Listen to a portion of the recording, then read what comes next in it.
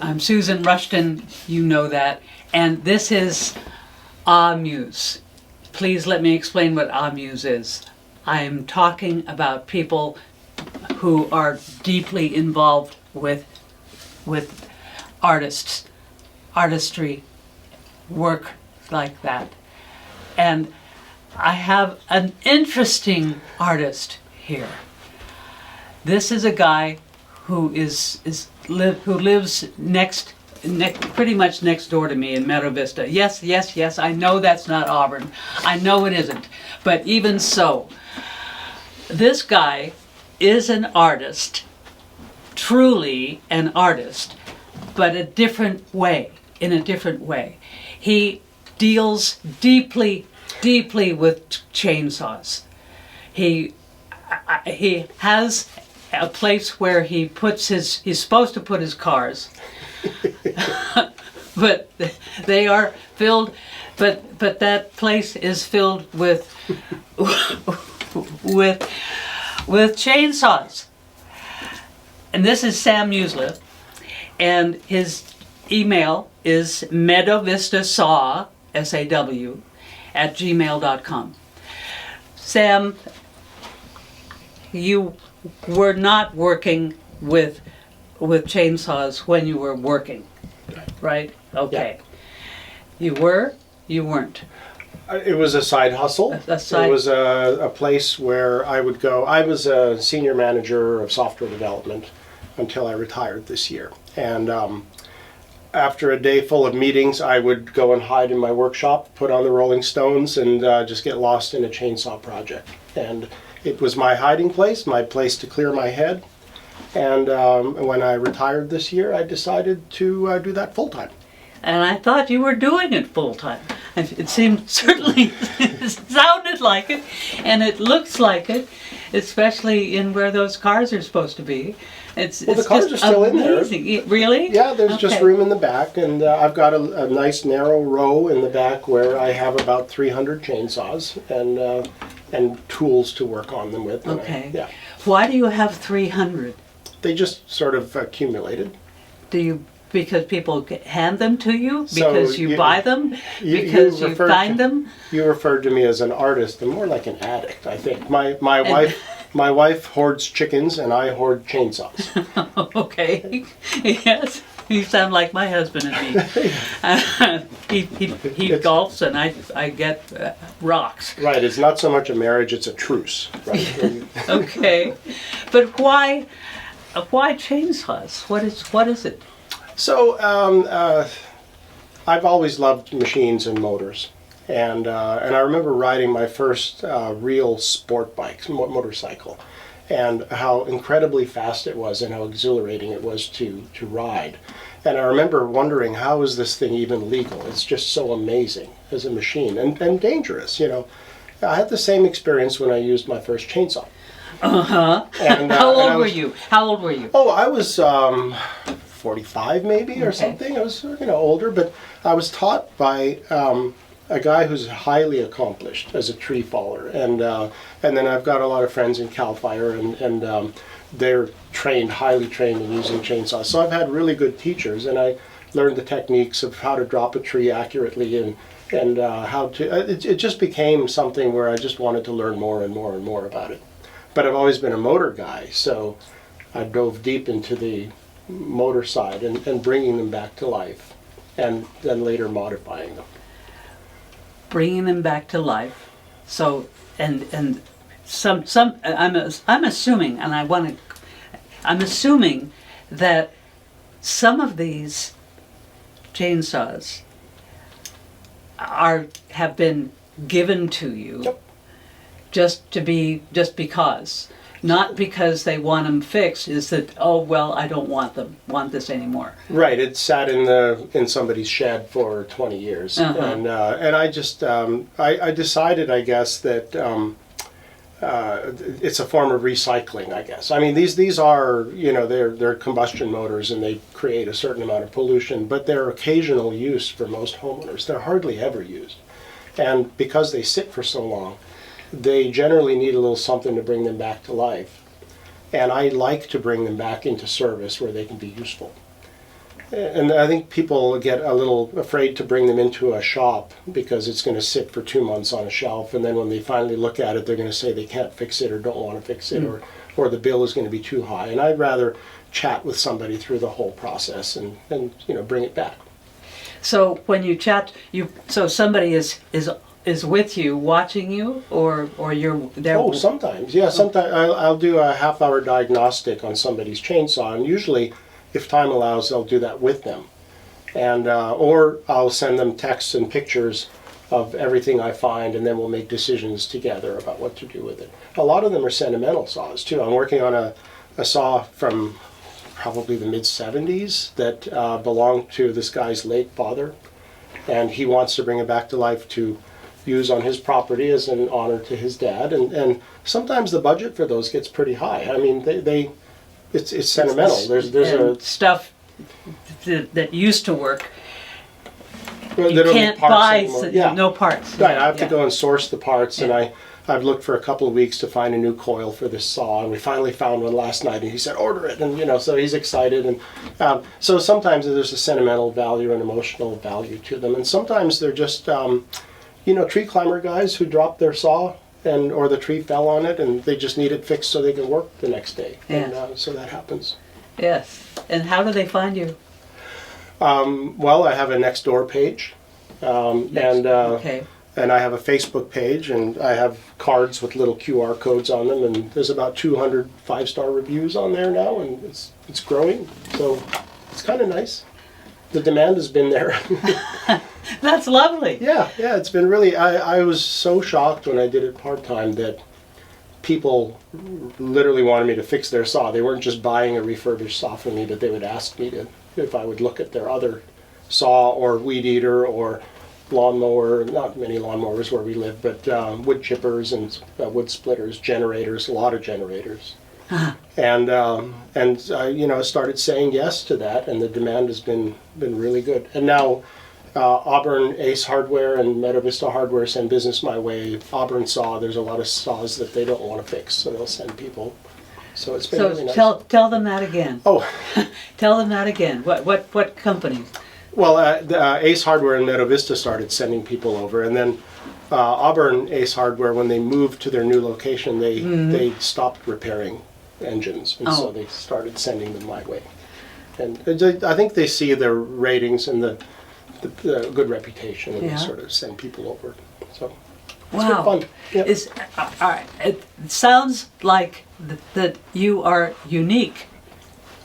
Well, there's a bunch of us, but Is there a bunch of you? there are. I think I'm somebody who sought to build a public reputation out there, and other guys do it as a hobby, and they just kind of want to do their own little thing. I kind of welcome people to come over, as long as they do it by appointment. I mean, it is my house, so I don't want them just walk. I've had some people walk into my garage and scare the heck out of me. Oh yeah. They just want a little part for something, and I'm like, I know, I'm busy in a project, and there's somebody standing next to me all of a sudden. So, appointment, please. Yeah. Oh yes. Okay. Now is this work for you? It is now. Yeah. I retired early. It was a pretty stressful job I had. I did that same job for 15 years, and I decided that I have a little bit more control over what I want to do. And so December 31st was my first day retired. Okay. So now I'm going to, I took a lower pension, so I'll be relying on this to help make ends meet. And I can imagine that it's helping you make things meet. It doesn't pay anywhere near my real job. I had spent 30 years in IT management. So, but it's, I don't fear Mondays anymore. I can't wait to get to work. So, okay. So it's been good. And you're enjoying this. It's a kick. That's the impression I'm getting. Yeah, customers seem to catch on that I really, really get nerdy about it and enjoy it. And I've found some guys just bring me everything out of their shed, just one after another, and then when they have the last tool finally fixed, it's kind of like a graduation ceremony where we're done. Guess I have to go and break something, I guess I have to go buy something. Something old. Well, they'll go to yard sales and pick up old saws and bring them over, or text me when they see it and ask for advice, and then maybe I'll fix it for them. It's been fun. This is, do you consider this an art? What I'm doing in modifying saws, I do porting and polishing of certain saws, where I take off the cylinder and I'll get in there with a grinding tool and I'll change the shape of the ports and actually make the saw perform better. And you're making a lot of decisions. Excuse me. How did you find out that that would work? Oh, there's books on theory of two-stroke motor design. That's not what I wanted. I wanted you to do it all by yourself. No, I didn't invent any of this, but I have a lot of collaborators online and in person, and we kind of challenge each other and we share numbers with each other. And I've got Do you swear a lot? No. Oh, honestly, used to do that a lot when I was new to this, but nowadays I fully expect the saw to start up when I'm done with it. Yeah. Good. Yeah. Good. When you do about 300 of them a year, you kind of, Say that again. You do how many? About 300 a year. There's 1 to 2 a day, not every day, but yeah, a lot of them. So I've got 2 customers lined up for this afternoon, and a couple more tomorrow, and so it's been coming in at a manageable pace, and I can usually get most straightforward projects done in a week to 2 weeks, even if it's a full rebuild, 2 weeks. So that's been pretty attractive to people. They want to come back. Okay. And this is something you enjoy doing. Are you always sure that you're going to get it right? I'm sure that I'm going to get it right because I'm doing it sequentially and methodically, but I'm not always sure the saw is viable or it's going to survive. Or, when I said 2 weeks, I'm talking about a straightforward, a full rebuild of a saw, but a saw that actually has parts on the market. The one I was talking about, the guy's father's saw, it took me 2 weeks just to find an ignition coil. So, I mean, some of these we're not sure. You get into it a little further, but you baby step your way into it and try to keep reassuring the customer or telling them when to stop. Yeah. But no, it's very predictable. It's mechanic work is like math. It's stuff does fit together. You buy the right parts and they do fit together. Sometimes I have to grind them a little, but I am not surprised. But the modifications I'm doing are reshaping what the engineers who designed it did. Okay. And we do that in a very controlled fashion and compare notes. And I've had, a couple that failed, but they weren't for customers. They were experiments. The ones I do for customers I've got the numbers on a spreadsheet and we're doing it in a very methodical manner. Yeah. If you have, all right, you have brought 3 of these things. Yes. And 2 of them are in here. Can we see One was too big to bring in here. Yes, we have a small group, place here. So this is my little, this is the lightest climber saw on the market. And the lightest climber saw? Climber saw, for the arborists who go up into the trees. And there were some of what I do is I advise customers when they thought California was going to ban all gas chainsaws. That wasn't true. This saw is CARB compliant and it is still being sold at Home Depot. Okay. But when people bring these in for repair, I'll let them take this one outside to give it a try. This one has an Egan Performance straight pipe added to it and it's been retuned. Say that again. It has an Egan Performance Saws straight pipe. It's a specially designed unmuffled straight pipe that allows this motor to flow more easily. And I love this. I love this. This is fascinating. I don't understand a word you're talking about. Well, but it's interesting. So after years in IT, I've learned you shouldn't dumb down anything for anybody. People may not understand what you're talking about, but they at least understand that you know what you're talking about. Yes. And so I'll let them go and try this out while I troubleshoot their saw, and they come back in inevitably, especially the arborists. They're starry-eyed, and they have to have this mod. And so it's really, I don't make much money off it, but it makes them so happy when this thing has about 30% more horsepower as a result of that. So it's a very light little saw, but it is more powerful than saws 2 sizes up. So that's been a lot of fun. Okay, can we hear it? I don't think anybody wants me to start it up in here. Do you really want to? No. No, I don't think so. It's quite an ear ringer. It's loud as hell, huh? Yeah, and Okay. so is this one. Oh. Now this one is a saw that was, the cylinder was, the piston was fried when I got it. And so I rebuilt it, but when I rebuilt it, I changed the design of the ports inside the cylinder and changed the timing of the motor and gave it more compression. And then I also gave the muffler a little more flow. So it's a bit loud, but it is, it's a small 50cc motor and it will outgun a 70cc saw. It is incredibly powerful and it'll take a much longer bar, and it's really quite light considering you know how much power it has. And it's a full-on professional saw, but something that was dead came back worth 3 times the value of what it was before. So, and I'll use it as a demo. I'll never sell it. I'll just let people try it, and then if they want me to make their saw like that, I can do that. Ah, wow.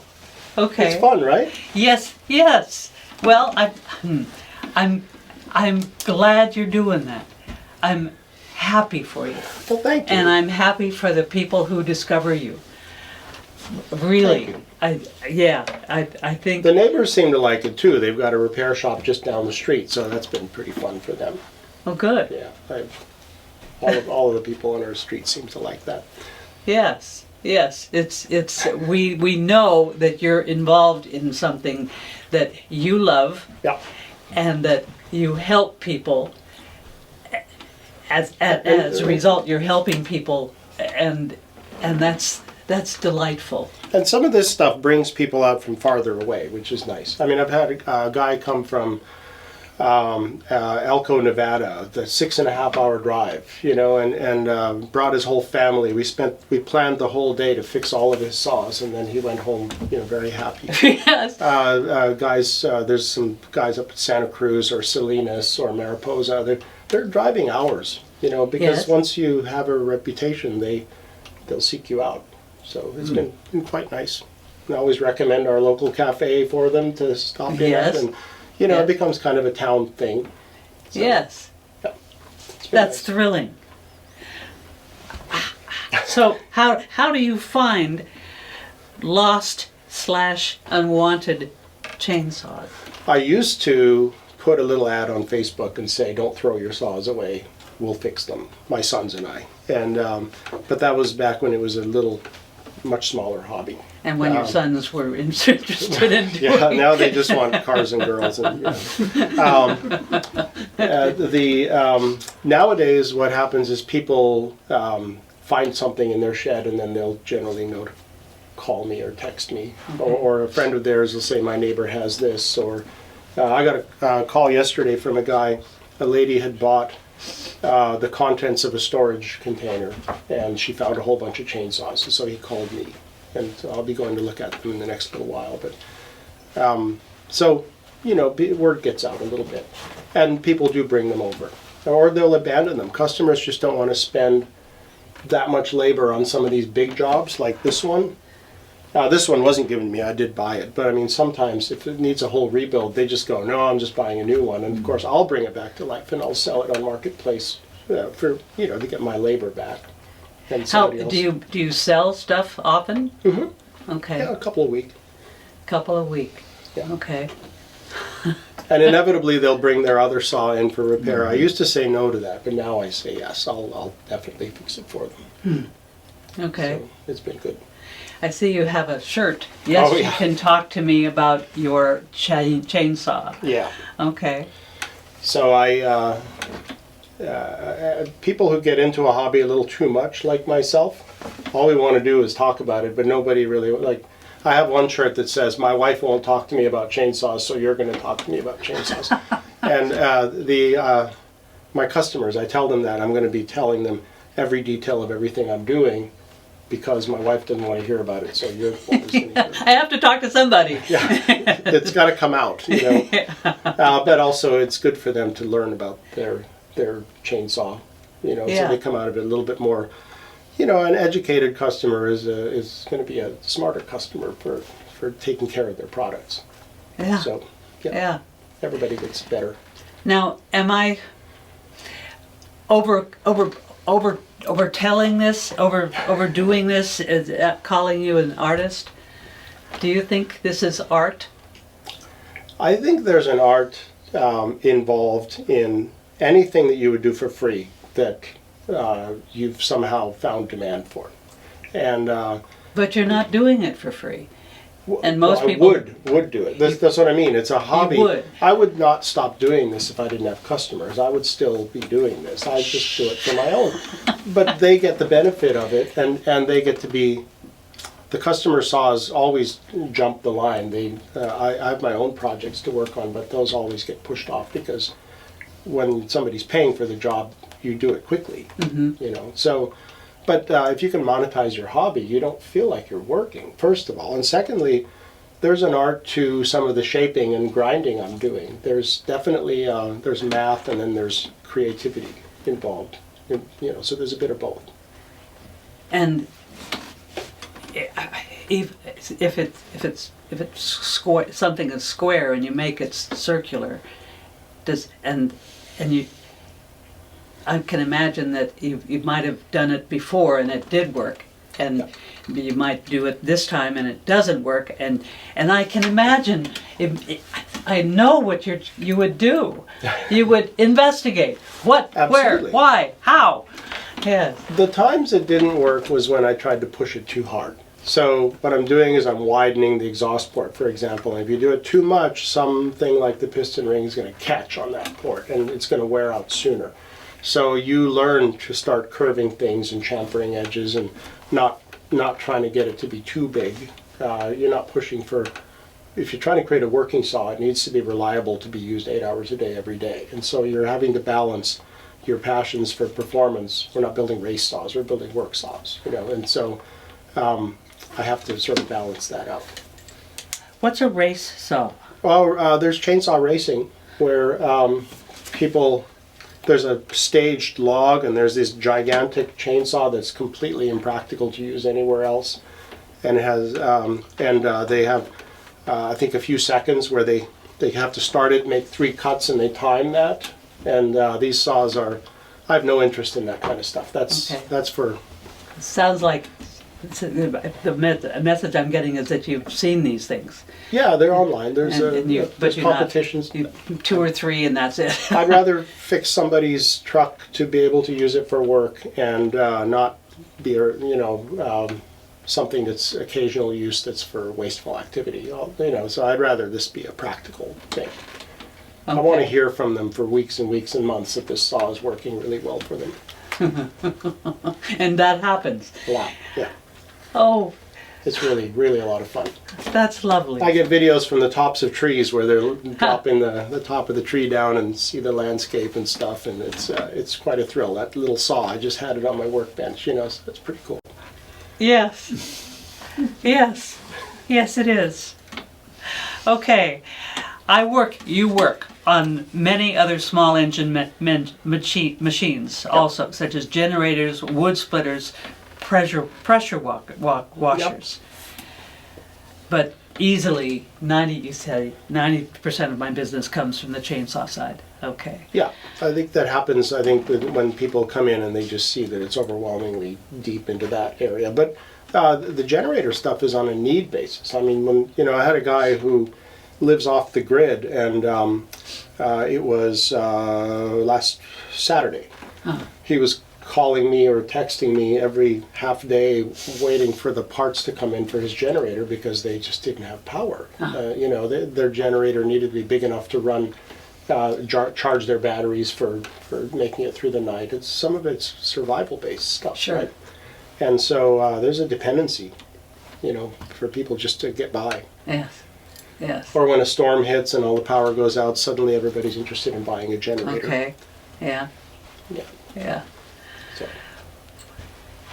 Do you have a favorite chainsaw?